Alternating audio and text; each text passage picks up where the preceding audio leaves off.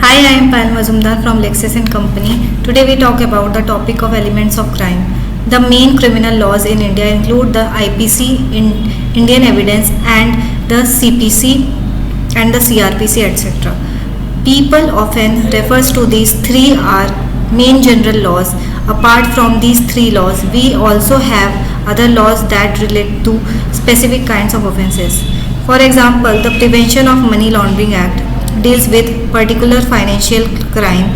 Even other laws that do not especially regulate crimes like the Company Act contain some offences and penalties.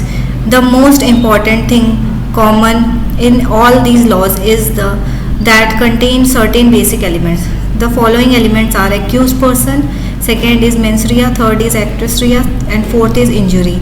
First is accused person. No crime can ever occur out of thin air because that would simply be an accident.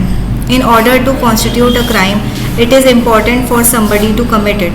The law should always be able to pinpoint the person who is responsible for committing an offense. Second is mens rea.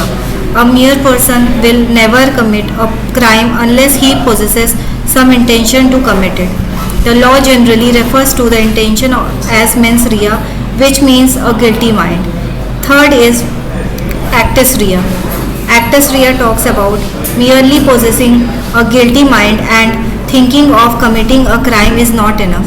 The accused person must also act on that intention and do something in its furtherance. Fourth is injury. The last of the basic elements of crime is an injury. There can be no crime if no person faces some kind of an injury. According to section 44 of IPC, injury means any harm caused to a person illegally, either in mind